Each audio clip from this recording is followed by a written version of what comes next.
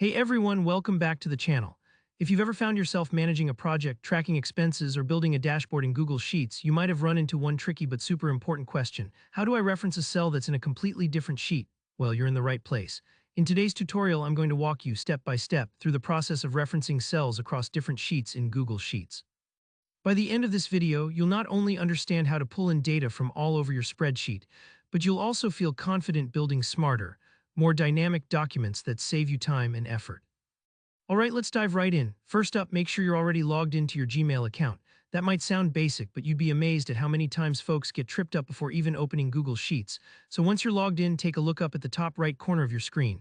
You should see a small square grid. It looks like there are 9 little dots arranged in a box. This button is often called the Google Apps menu. Click on it and you'll get a drop-down with all sorts of Google services. Scroll through until you see the icon for Google Sheets. It's green with a little white table on it. Click that and you're in. Now let's assume you already have some data to work with. Open up the spreadsheet you like to use. If you haven't made one yet, you can always start a blank sheet and add in some sample numbers just so you can follow along.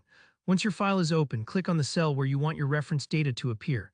Think of this as your destination cell, the place where the magic about to happen.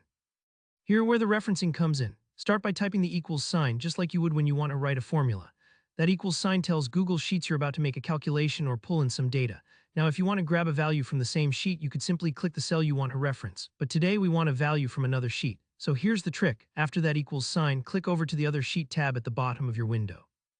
Once you're there, click on the cell that contains the information you want to pull in.